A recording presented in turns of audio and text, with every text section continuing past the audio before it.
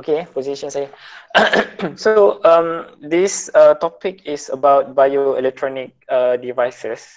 Uh, we propose some strategies actually how to develop flexible bioelectronic devices. So this is the outline of the talk. Number one is the introduction part. In here, we will be discussing about the um, we will be discussing about the challenge that we face to develop these flexible bioelectronic devices. And the second outline will be on the review. So review is something that is highly important before we start research. Secondly is to know how far we have gone so that we know it is at the pace of the direction. Outline number 3 is on the progress of my research group in this in developing the flexible bioelectronic devices. And at the end of the talk will be some remarks and future outlook on what we will be doing. Before I start to share with you in details, I believe everyone will be brief on the FYP2, project 2 for your final year project, in which that now you are in a constraint to conduct experiments. So interestingly, this time it will challenge you the ability to write. Number one, you have to review. Review means you read a lot of journals and you see some gap of knowledge or unexplored parts of the research. And then you write of what you have read, so it will be a review. So that's going to be a challenging part, but I believe everyone will cope with that particular approach. As for introduction, what is actually electronic devices, bioelectronic devices? Basically, they are devices that are flexible and friendly to be exposed or implanted to organism. So we also call these as biomaterials, but biomaterials not necessarily be electronic devices. So it could be anything. But in here we are covering both electronic devices that will be the biomaterial as well. There are many challenges that we face along the way to develop the flexible bioelectronic devices. This includes biocompatibility. It means that how the materials is behaving as non-toxic element to the body, to the human or any organism. Secondly is biostability. Biostability means how the materials will stay functional once we have implanted or put on our body. Number 3 is the facile fabrication methods. How the method is feasible, or what we call as how easy for us to prepare and fabricate the devices. Number 4, various range of electronic transition. We know that electronic devices are functional at different properties. For instance, different conductivity, different frequency or wavelength. So what is the best way to produce the materials? This, to encounter this, we first need to identify what are the properties that we want to produce or we want to achieve at the end of the fabrication. Let's say you want to produce materials with 10 cement per meter square. So how we fine tune the method so that we can achieve that particular range of conductivity. So there are a lot actually range. The range is wide, and we first need to identify, to be very specific of which area that we want it to be directed to. So some review, in 2015 during my PhD study, we published an article in a journal showing the synthesis and preparation of a conducting polymer in a form of thin film. We can see that the polymer is polyaniline. We name it as polyaniline.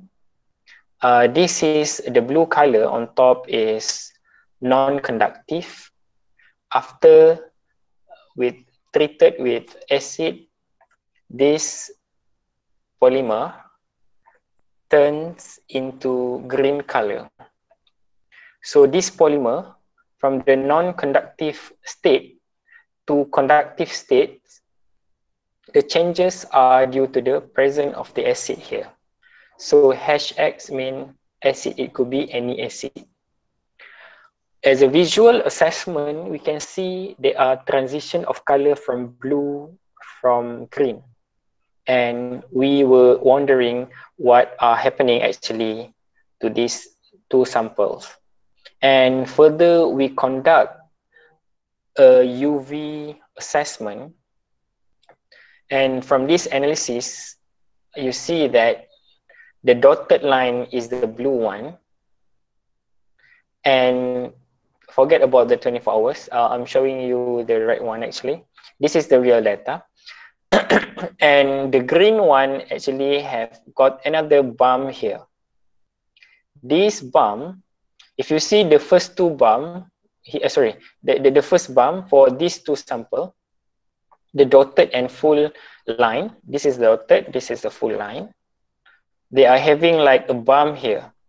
But for this one, for the full line, there is an additional bump here.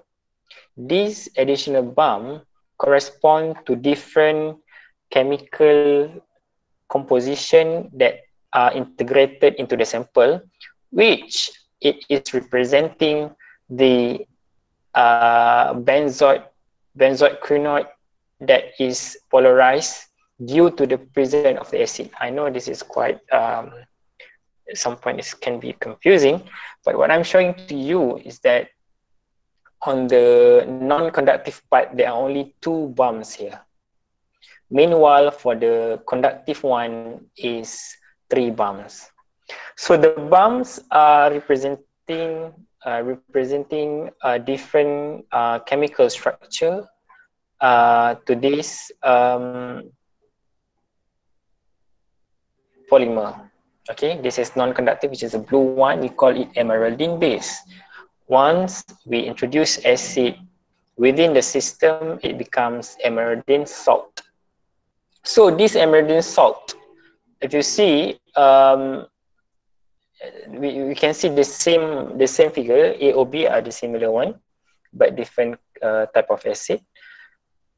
What it means by 0 hour? 0 hour is as it is this one has been fabricated. Okay, 0 hour means it is in green state. Meanwhile, this is very acidic, yeah, and you see that this is reversible, yeah. So after putting this polymer into a pH of 7.4, this polymer turns into green color, and it is after 24 hours. You see the dotted line here, the dotted line here. It means that it is similar to the old of its version. It means that the conclusion from this observation, although you have A and B are different type of acid being used, although you have different types of acid, we see that, oh, this polymer is actually relatively unstable. We further actually have conducted XPS study, XPS X-ray photoelectron spectroscopy, to reveal the changes of the surface chemistry of the materials. And we see that there is a peak of sulfur. Sulfur comes from the acid. In here, we are using camphor sulfonic acid and para-toluene sulfonic acid. So we are using sulfur. But after we are exposing it to 7.4 pH, this peak disappear to a certain extent. So the full result and discussion can be found in this paper, which I have written it and acceptable for publication in 2015. So it made us wonder, oh, then we need to find a suitable acid to make sure it sustain the functionality. It means it remain conductive after we are exposing to pH 7.4. What is important to have this specific pH? So in our body, in human body, we call it physiological condition, which temperature of 37 and pH of 7.4, which is relatively sort of normal pH. Means that if you want to insert or to what we call to introduce the biomaterials in the body, we have to ensure that the materials is biocompatible and remain functional once you want to include it in the body. And the next year, we published an article in 2016 in Science Advances together with my postdoctorate mentor, Dr. Damia. I was part of team.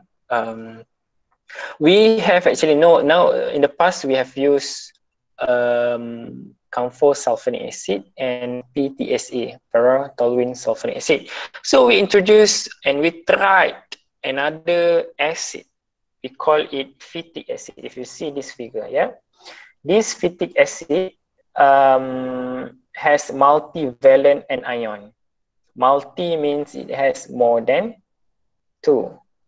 It means that it could be a minimum of 3 valent.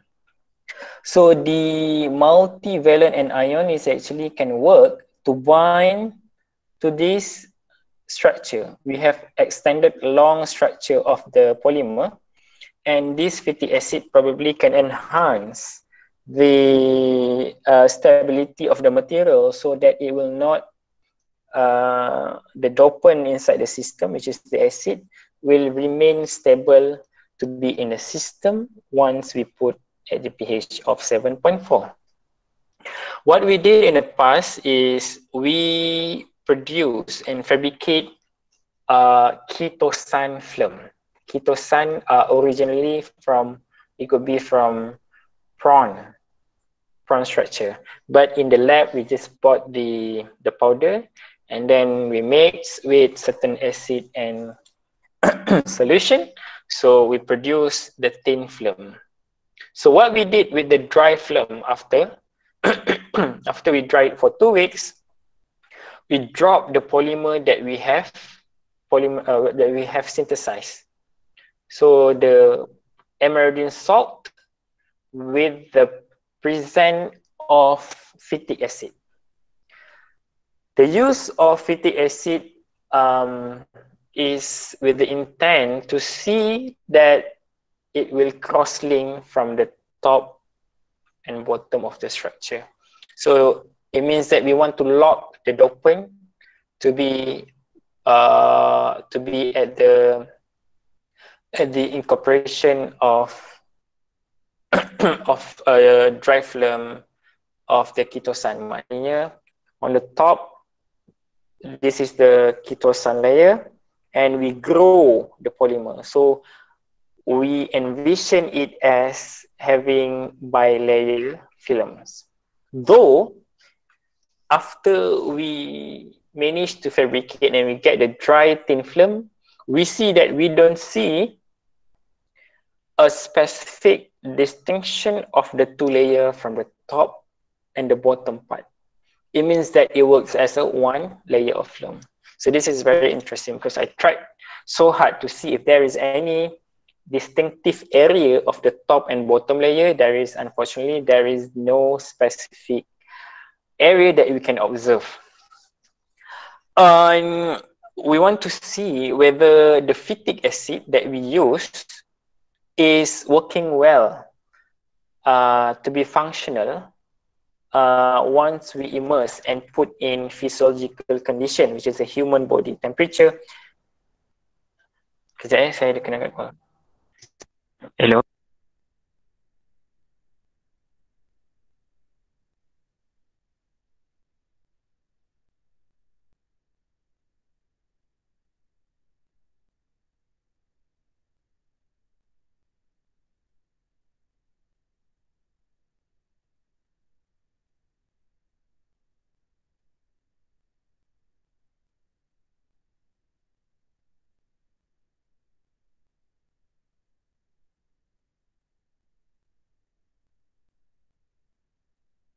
Is turned on. You can hear my voice here. We continue. Sorry for the disruption just now. I've got a phone call. So in here, we want to see and measure whether this dopant has actually improved the system. And we have tried many acids before, and all are unstable.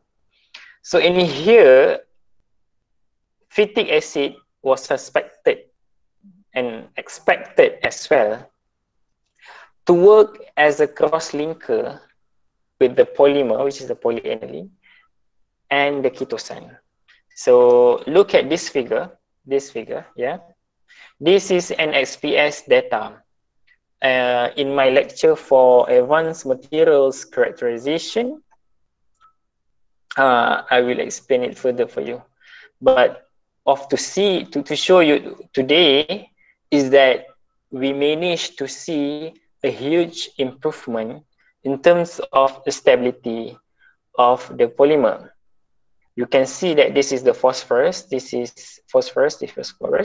Phosphorus is the element that we wish to be there to have an extended functionality, because it works as a dopant to ensure that this materials is conductive.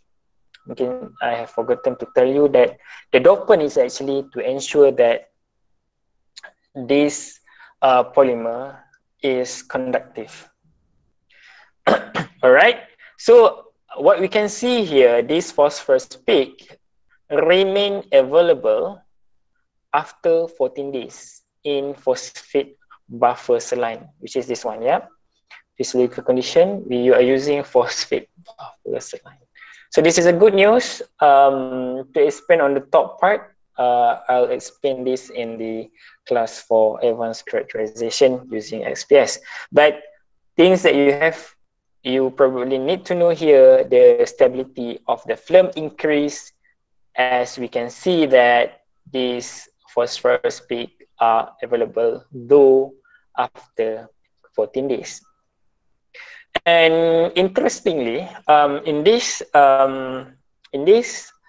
study that we have started in 2014 until it is acceptable for publication 2016, we have incorporated this this what we call this polymer, the plastic patch, onto the heart.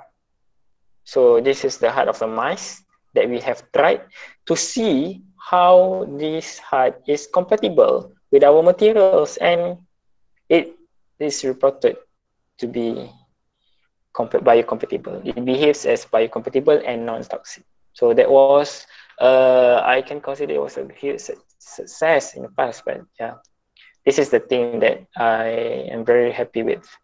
So in here, the thin film works as bioelectronic devices.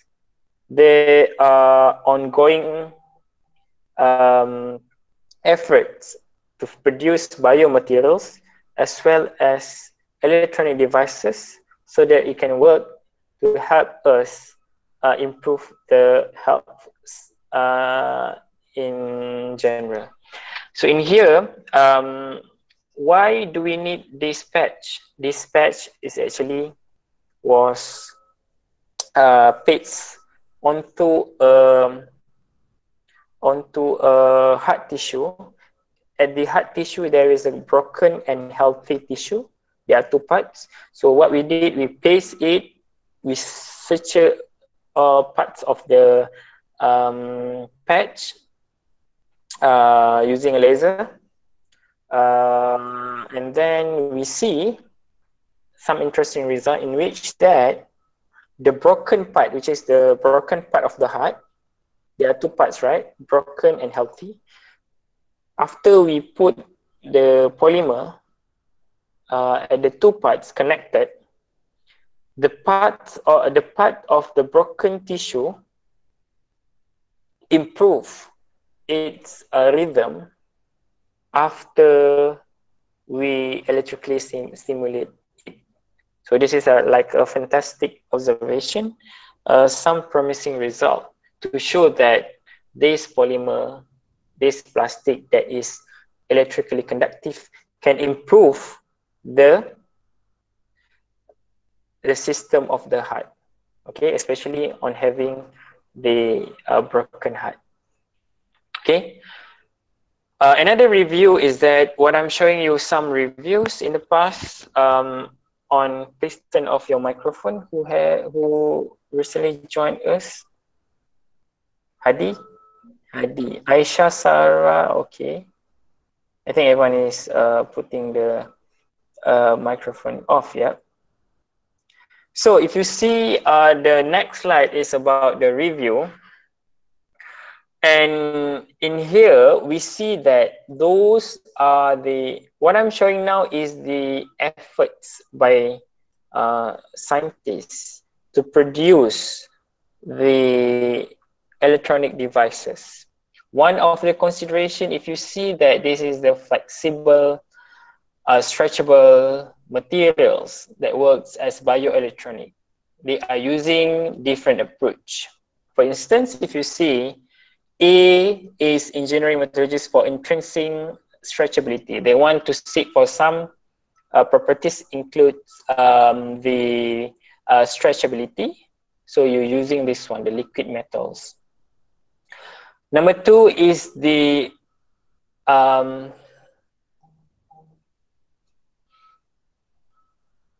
silver wire, in which that they are showing some hybrid nanostructure, in which that they are showing some function of the electric. It means that it works to a certain extent. C, you see some stretch part of it, in which they are using gold bell. Gold is definitely conductive, you know, gold should be conductive because it's highly expensive.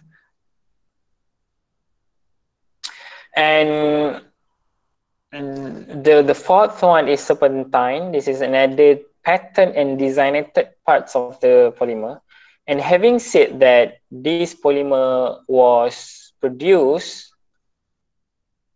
to have a conductivity properties, but the challenge should be on designing of the specific microstructure.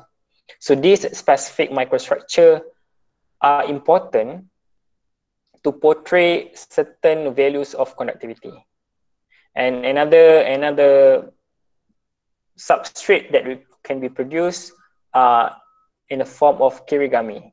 So those patterns or different shape and design are having all our effort to have a conductive parts of the devices. Okay. More importantly, they should have probably different properties. Like mainly, they have to be biocompatible, electronically conductive, and also flexible.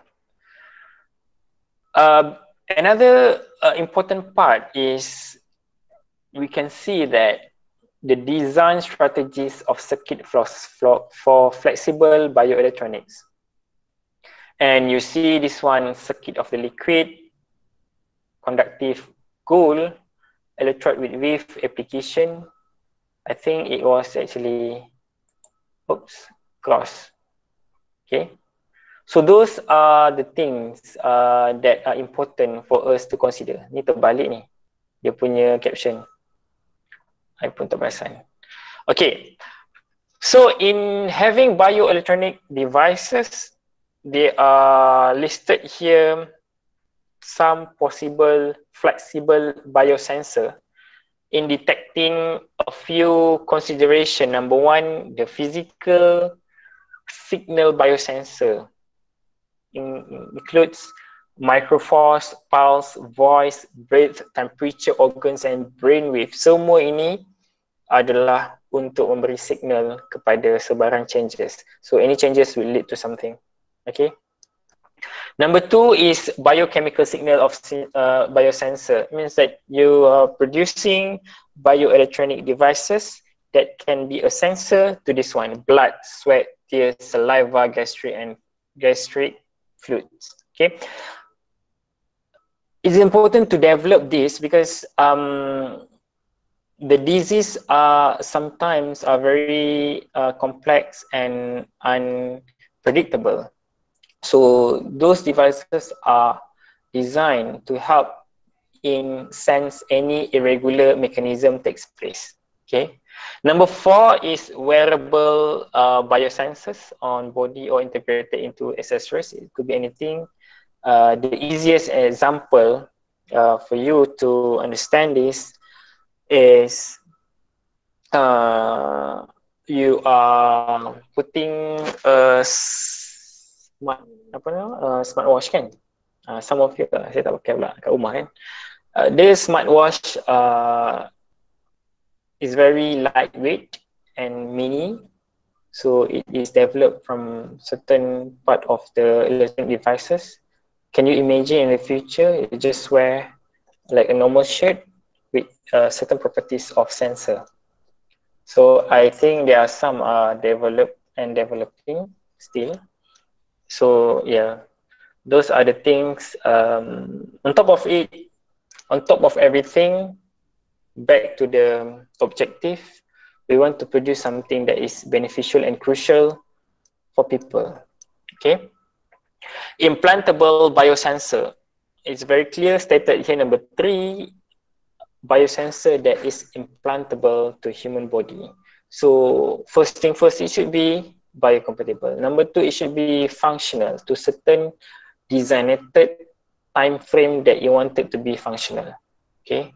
Number 3, how feasible is the process? Okay. In our group, some progresses have been conducted in my team with the team. So what we did was we synthesized. This is like a continuity of my PhD work, but I focus on the fabrics because fabrics are flexible. So we synthesized the polyaniline,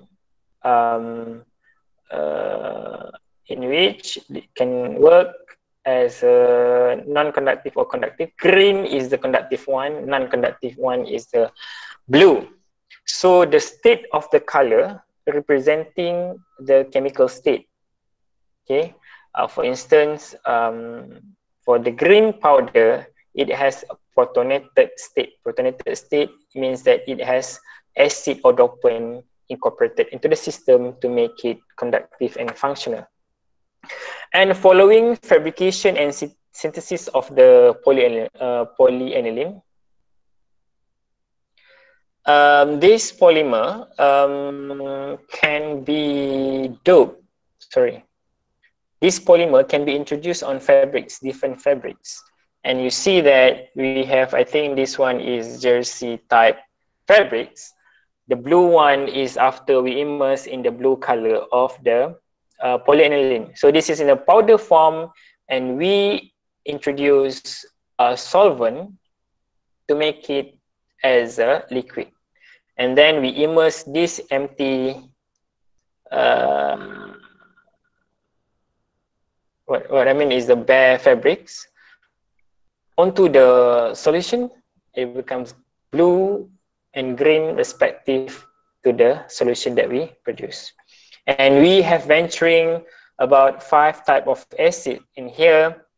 That's why we know if it is blue, it is conductive and relatively non-conductive to a certain extent, and green definitely are conductive. So the method to produce this is the thing we use aniline. Nama dia tadi ialah polyaniline, ya. If you see polyaniline, basic polymerization, it should be from aniline, and this is the monomer become polyaniline, which is the polymer. So we use ammonium persulfate, works as the oxidizing agent. We mix with aniline, and then this is the filter. After we mix, we get this like a black and green color. And after we'll do some filtration, we get the polyaniline amiridine base powder. Then we introduce acid to make it green, and then we do the immersion of the fabrics onto the solution, and we finally get what we have here. These are the colors. These are the colored fabric which we introduce polyaniline within the system. All right, my master student Zatul work on polyaniline fabrics doped with para-toluene sulfonic acid, and these are the changes. As you increase the concentration, the conductivity also increase. We do some Fourier transform infrared analysis, and these are the spectra to show there are some changes as the effect of different doping system, which is different acid, and some control, which is this is the bare fabric, and this is the undoped one without having the acid in the system. Interesting part of it, we see some morphological structure of the doped and undoped fabrics. In my views, I see that there are not much changes on the structure. So it made me think that the polymer itself is actually well embedded into the structure of the fabrics. More or less they look the same. So these are the different from the bare, undoped, and doped fabrics. If you see, we also did some analysis on the ability of these fabrics to be an anti-infection agent. And if you see what we have seen here, this is doped fabric, doped with the acid. Initially it is green and it becomes this color, and this is undoped fabric, and this is the control. This is at the bacteria plate, yeah.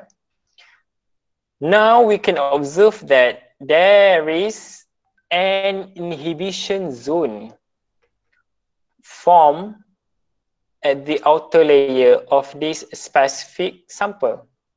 Amazingly, this has come out to another perspective, and we conclude that these fabrics can work as anti-infection fabric. In other words, we say that antibacterial fabrics. We are very happy with this paper, but yeah, further investigation need to be conducted before we can apply to human. Next, Zaltul also ventured on the different fabrics. Just now is the jersey fabric, yeah. So this one is polyester fabrics. We did some measurement. This time we are using sulfonic acid. So different type of acid. Just now, I think we are using what acid is it? Para-toluene sulfonic acid. We try another acid. Yeah, we see not much different, but some of the similar morphological, and it was also published in a journal. More or less, we tried so many types of acid. Yeah. And Zatul actually conducted another project. This is a bigger project. Zatul produced, we are using phytic acid, the acid that I have been using during my PhD work in the past for the patch. And well, you see there are some interesting results over here. As expected, if you increase the concentration of the dopant, the conductivity increases in line with the percent of dopant within the system. We explored two types of cotton and polyester, red and green. Green pula. Red and black. Black is cotton, polyester is red. We see that the polyester fabrics, this is the jersey type, compared to this is cotton, shows an increasing of conductivity much than the cotton. And we conclude that, probably this is because of the good incorporation in which that the polymer insert well into the internal structure of the polyester fabrics, which is the jersey type. If you see this one as well, they are here, you see doped penny fabrics. This one is undoped. Undoped is the C one. B is the cotton fabrics. A is the undoped one. We suspect that with the increase of the acid within a system, because it's kind of overloaded, you know, when the acid amount that we have included within the fabrics is immersed well, but to a certain extent, if extra loaded, it will be what you call that, some residue on top of the surface. So this is what we see. Same goes to the cotton. Okay. Antibacterial assessment. This is a normal one for FDR spectra. I think you know about this, but the reason of conducting this FDR spectra analysis is because we want to see any chemical structure changes, because we are using two different types of fabrics. Antibacterial assessment.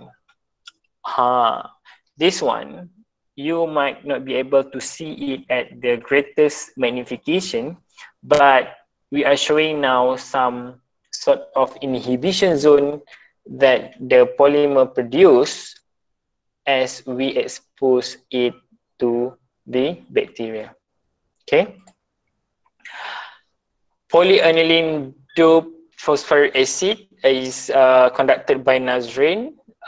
This is the cotton fabrics. Cotton fabrics is an interesting part of the research, in which this is the UV analysis.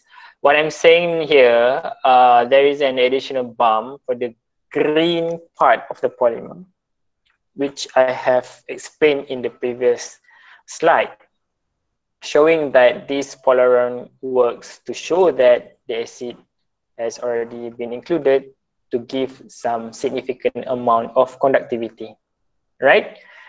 There are some conductivity, as usual, if we increase, it will be increased. And this, we can see again that by using another type of acid, which is phosphoric acid, because we tried so much to see if there is any variation of having different type of acid in terms of conductivity.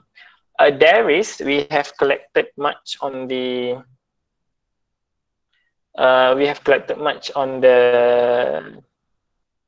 details of the conductivity data. We see some range.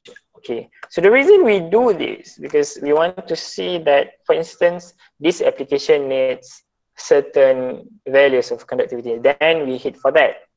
We can go here and there, depends on the acid that we are using. Okay. Another paper, this is an preparation, is very nicely captured by Nazrin. We are using polyester fabrics. Yeah, more or less about the same stories, but different outcome in terms of conductivity values. Interesting part about it, as I said earlier, we are trying to develop a library that can suit for any specific application. So in the future, if you come to me, okay, doctor, I would like to have a conductive fabric, so flexible with the amount of conductivities, blah, blah, blah, blah. Okay, see, okay, you can use this formula. Okay, that was the reason why we have sort of like range of type of acid incorporated into the fabrics. Faiz actually has published a journal which is accepted early this year. So this is his final year project that we can see some interesting finding. Similar patterns and similar story, but different type of acid in here. So he's using hydrochloric acid. As expected, the amount of the dopant plays a big role to ensure that the conductivity values increase. Some interesting part is that the polyester again showing a significant amount of conductivity compared to cotton. We suggest that this observation are in line with the previous findings to show that this polymer, the polyaniline, is inserted well into the fabrics compared to cotton. So means that polyester is much better than cotton for conductivity purposes. Okay, some measurement on the conductivity, different approach, but this data can be read as this one. This is actually the raw data and then converted into this graph. Before I touch about the thermal analysis of this one, if you see this is the scanning electron microscope images that we have captured captured for A is the bare cotton, B is the bare polyester fabrics, C is the dope cotton, D is the polyester fabrics. Awak nampak tak? This is very nicely portrayed and captured compared to this one. This is the cotton. It means that the acid, the polymer is actually not embedded well in cotton. Meanwhile, for polyester fabrics, it worked very well, fantastically. Okay, this is very nice piece of work.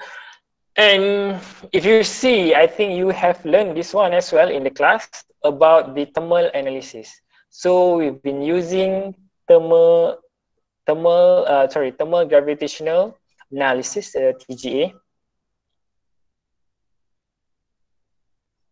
Kejap ya, ada saya kena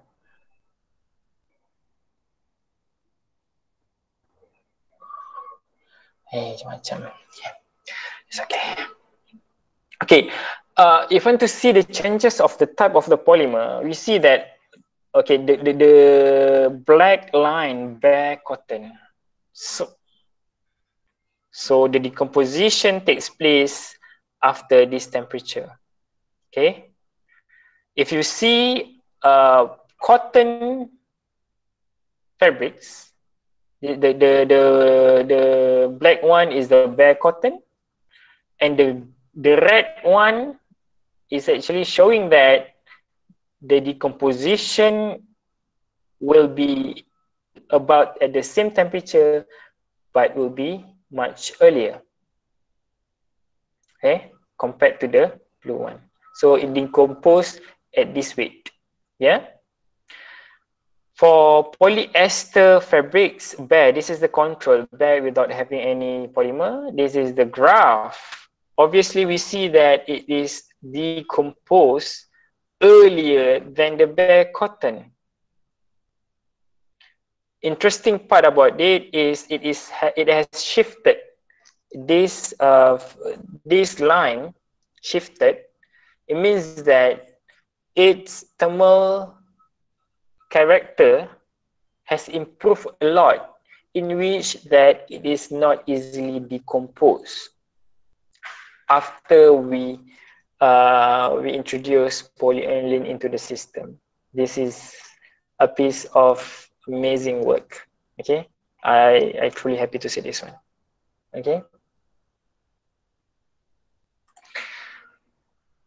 All right. So moving on,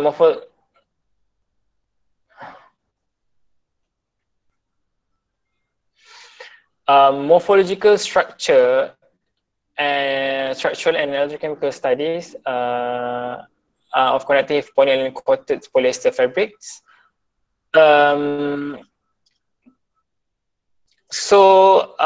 Again, this is the synthesis process, and we see some morphological changes. Again, the same one, and this is what we call that. This is another different type of acid, which is the PTAC acid. Okay, and we see some changes if we increase the dopant percentage. And this is another piece of work. Oh, kita sekedar sejam ya. Okay, I need to finish this one soon. This is another work by Faiz. Please read on the thermal studies of the PTAC using DAC and TGA, and we will discuss this after. And there are some progress. They are trying another conductive polymer, which is P.PSS. We tried to produce one. These are the progress we managed to produce, and we're thinking to include it into the fabrics. This is the FTL result, and some future remarks and future outlook. Fabrication and the biostability, sorry, there is a typo. Efforts are still ongoing and remain challenging. Strategically, it requires a focus on the real desired properties and requirements scale down the objective towards tackling specific problem. So we were thinking to produce more film, maybe this time with the pattern part. Okay. Right, this is my research team, and thank you for them for be able to synergize synergize the work together with me. All right, thank you very much for this, and to stop sharing.